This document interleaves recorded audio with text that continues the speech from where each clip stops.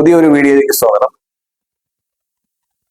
ഈ വി.ഡി. സതീശൻ മന്ത്രിസഭയുടെ ഐശ്വര്യം എന്ന് പറയുന്നത് കഴിഞ്ഞ 10 വർഷങ്ങളിലായി കേരളത്തിന്റെ പ്രതിപക്ഷ നേതാവായിരുന്ന 2 പേർ ക്യാബിനറ്റിലെ 1ഉം 2ഉം സ്ഥാനത്തുണ്ട് എന്നുള്ളതാണ്.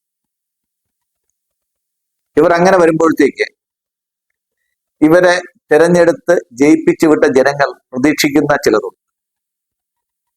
കഴിഞ്ഞ 10 വർഷമായിട്ട് നടന്ന അനീതികൾ 2 പ്രതിപക്ഷ നേതാക്കളും കഴിഞ്ഞ സർക്കാരിനെ വിമർശിക്കുമ്പോഴൊക്കെ കർശനമായിട്ട് വിമർശിച്ചിട്ടുണ്ടെങ്കിലും ഒരു വാക്ക് അവർ പറയാൻ വിട്ടുപോയിട്ടുണ്ട്. ഞങ്ങൾ അധികാരത്തിൽ വന്നാൽ ഇത് തിരുത്തും എന്ന് പറഞ്ഞിട്ടുണ്ട്. അത് വളരെ ഇമ്പോർട്ടന്റ് ആയിട്ടൊരു കാര്യമാണ്. ഒരു ടാക്സ് കൂട്ടുന്നു, അത് എതിർക്കുമ്പോഴത്തേക്ക് അതിന്റെ കൂടെ വരുന്ന ധാർമ്മികമായിട്ടുള്ള ഒരു ഉത്തരവാദിത്വം അവരെ അധികാരത്തിൽ ജനങ്ങൾ കൊണ്ടുവന്നു കഴിഞ്ഞാൽ ആ തെറ്റുകൾ തിരുത്താനുള്ള ഒരു മാൻഡേറ്റ് ആണ് ഇപ്പോൾ ഇവർക്ക് ലഭിച്ചിട്ടുള്ളത്. ഞാൻ ആദ്യമായിട്ട് പരാമർശിക്കുന്നത് കേരള ലോകായുക്ത ബില്ലാണ്. കേരളത്തിന്റെ ചരിത്രത്തിലെ കറുത്ത ദിനമെന്ന് ഇന്നത്തെ മുഖ്യമന്ത്രി ശ്രീ വി.ഡി. സതീശൻ 2022 വിശേഷിപ്പിച്ച നിയമമാണ് കേരള ലോകായുക്ത നിയമം, അമെൻമെന്റ് ബിൽ.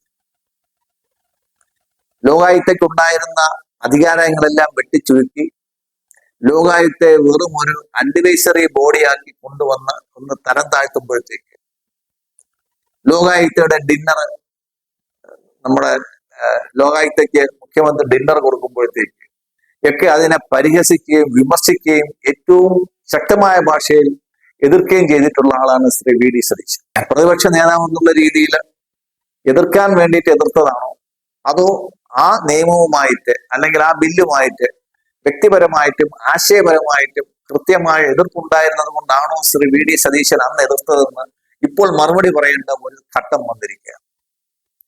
ഈ ലോകായുക്ത ബില്ല്, അമെൻമെന്റ് ബില്ല് തെറ്റാണെന്ന് പറഞ്ഞ സതീശൻ അല്ലെങ്കിൽ സതീശൻ മേനോൻ ഇന്ന് കേരളത്തിലെ ജനങ്ങളോട് മറുപടി പറയേണ്ട ഒരു അവസരം വന്നിരിക്കുന്നു. ആ ബില്ല് പിൻവലിക്കാനും അല്ലെങ്കിൽ ആ ബില്ല് അമെൻഡ് ചെയ്യാനും പഴയ അവസ്ഥയിലേക്ക് നമ്മുടെ നിയമ സംവിധാനത്തെ തിരിച്ചു കൊണ്ടുവരാനുമുള്ള ഒരു നടപടി ശ്രീ വി.ഡി. സതീശന്റെ മുന്നിൽ നിന്ന് ഉണ്ടാകേണ്ടതുണ്ട്. രണ്ടാമത്തെ കാര്യം, ശ്രീ വി.ഡി. സതീശന്റെ സർക്കാരിന്റെ കീഴിൽ ഹയർ എഡ്യൂക്കേഷൻ ഡിപ്പാർട്ട്മെന്റിന്റെ കീഴിൽ, ഹയർ എഡ്യൂക്കേഷൻ മന്ത്രിയുടെ കീഴിൽ വർക്ക് ചെയ്യുന്ന ശ്രീ വി.എ. അരുൺകുമാർ എന്ന ഒരാളിനെ നിങ്ങളെല്ലാം കേട്ടിരിക്കും. IHRDയുടെ ഡയറക്ടറാണ് അദ്ദേഹം. കുറച്ചുകൂടെ പ്രശസ്തമായ രീതിയിൽ പറയുകയാണെങ്കിൽ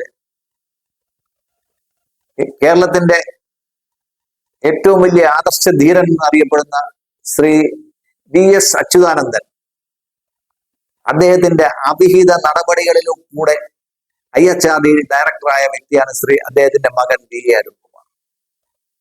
കണ്ണേ കരളെ VS എന്ന് വിളിക്കുമ്പോൾ VS കാണിച്ച ഏറ്റവും വലിയ രാഷ്ട്രീയ അഴിമതി, നമ്മൾ പിണറായി വിജയൻ മകളോട് കാണിച്ച അമിത വാത്സല്യത്തെ നമ്മൾ വിമർശിക്കുമ്പോൾ അച്യുതാനന്ദൻ കാണിച്ച അമിത വാത്സല്യം നമ്മൾ മറക്കുക.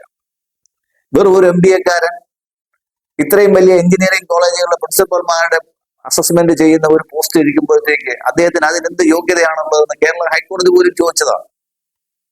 അത്തരം ഒരു വ്യക്തിയെ മാത്രമല്ല, ഇദ്ദേഹത്തിനെതിരെ ഉമ്മൻചാണ്ടി സർക്കാരിന്റെ കാലത്ത്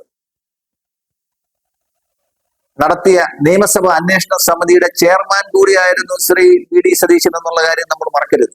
അന്ന് അദ്ദേഹത്തെ ഈ അന്വേഷണത്തിൽ സഹായിച്ച ശ്രീ PC വിഷ്ണുനാഥും ക്യാബിനറ്റിലുണ്ട്. ഈ 2 ക്യാബിനറ്റിലെ മന്ത്രിമാരും ഇരിക്കുന്ന ക്യാബിനറ്റിന്റെ കീഴിൽ IHRDയുടെ ഡയറക്ടറായിട്ട് ഇന്നും വിരാജിക്കുന്ന വ്യക്തിയാണ് ശ്രീ V.A. അരുൺ. ഞാൻ പലപ്പോഴും പല വീഡിയോകളിലും പറഞ്ഞിട്ടുണ്ട്, UDF LDF എന്ന് പറയുമ്പോഴത്തേക്ക് ലെഫ്റ്റ് ഡീൽ ഫ്രണ്ടും യുണൈറ്റഡ് ഡീൽ ഫ്രണ്ടുമാണ് ഈ ഫ്രണ്ടുകൾ. ഫ്രണ്ടിനെ FRONDക്ക് പകരം FRIEND എന്ന് പറയുന്നതാണ് നല്ലത്. കാര്യം ഇവർ മാറി മാറി അധികാരത്തിൽ വരുമ്പോൾ അവരുടെ ആൾക്കാരുടെ എല്ലാ താല്പര്യങ്ങളും സംരക്ഷിക്കാൻ വേണ്ടിയിട്ടുള്ള എല്ലാ കരുതലുകളും അവരെടുത്തിട്ടുണ്ട്. ഉമ്മൻചാണ്ടിയുടെ സർക്കാരിന്റെ കാലത്ത് V.A. അരുൺകുമാറിന്റെ നിയമനത്തിൽ ഒന്നും ചെയ്യാത്ത സർക്കാർ, അത് കഴിഞ്ഞ് 10 വർഷം പിണറായി സർക്കാർ ഒന്നും ചെയ്യില്ല എന്ന് പ്രതീക്ഷിച്ച ശ്രീ വി.ഡി. സതീശൻ അദ്ദേഹം അധികാരത്തിൽ ഏറ്റതിന് ശേഷം ഇത്രയും ദിവസമായിട്ട് IHRDയുടെ ഡയറക്ടറെ മാറ്റി നിയമിക്കാനുള്ള ഒരു ധൈര്യം കാണിച്ചിട്ടുണ്ട്. പൊതുവെ UDF നേതാക്കളെ പറ്റി പറയുന്നത് രാഷ്ട്രീയ ഇച്ഛാശക്തിയുടെ കുറവ് ഏറ്റവും അനുഭവിക്കുന്ന ഒരു വിഭാഗമാണെന്ന് പറയാം. എന്തായാലും ശ്രീ V അരുൺകുമാറിന്റെ നിയമനം ഇങ്ങനെ തുടർന്നു പോകുന്നതിന് ശ്രീ VD സതീശൻ ഉണ്ടാകുന്ന ധാർമ്മിക രോഷം എന്തെന്ന് കേരള ജനത അറിയട്ടെ, വിലയിരുത്തട്ടെ, വിമർശിക്കട്ടെ. നന്ദി, നമസ്കാരം.